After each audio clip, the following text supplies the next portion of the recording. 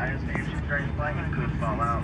You may now use this cellular function on your smartphone or electronic devices, but please remain seated and leave your carry-on items stowed. Please be advised that aircraft doors will be open for ground servicing. For your safety, please ensure that you or any child that you are supervising remain clear of the front and back doors. I've been traveling now for almost all this year. I began in March, and I've traveled full-time since then. I've lived in 5 cities on 2 different coasts, worked from all 4 mainland U.S. time zones. I've been in or through 20 different states. I've driven thousands of miles, taken countless flights, train rides, even managed to cross the border into Canada 4 different times. Everyone who lives this kind of lifestyle, van life, full-time travelers, talk about not needing stuff to be happy. It's kind of a cliche at this point, actually. Like, we all know it's not stuff that makes us happy. Leaving the physical objects behind was not difficult. The only thing I really ever miss as a musician is having a guitar nearby.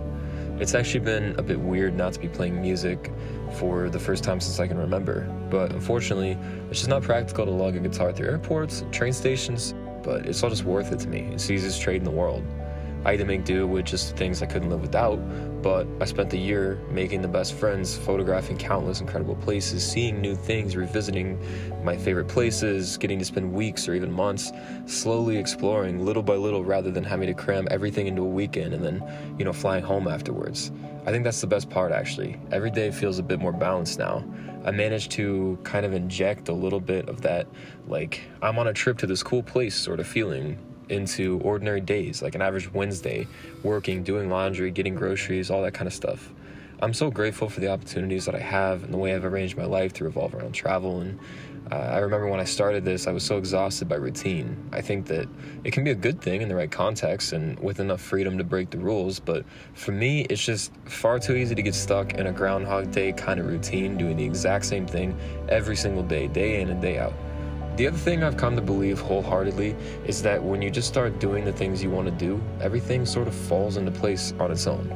That sounds absurd to say, like, okay, obviously do things you like and you'll be happy, but it goes so much further beyond that. So many people just don't do what makes them happy because it's scary, change is hard, it's not the right time. Someone told them that they need to do X, Y, and Z first. And then what happens? You end up so deep in this hole you've dug that all you can see are reasons just to stay put where it's safe and easy, even if that means that you're not ever going to be all the way happy. Safe and consistent and normal suddenly looks so much more appealing than exciting and risky.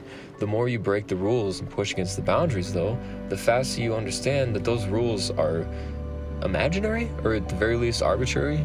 The thing is, not everyone needs to pack up everything they own, dump it in their parents' basement, and live out of a suitcase traveling the world. It can mean any number of things to you. I just wish more people would do the goddamn thing that scares them. And maybe I'm just a 20-something who doesn't really understand much about the way the world works, but what I do know for sure is that doing things that scare me is always the correct choice. That moment when you forfeit control, your heart skips a beat, it never gets old for me.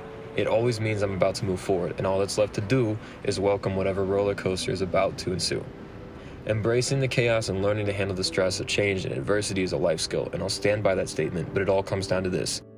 It's either going to go great and nudge you closer to the life of your dreams, or blow up in your face and teach you a whole lot about yourself in the process. I'll take either one over having an endless list of what-ifs at the end of the line.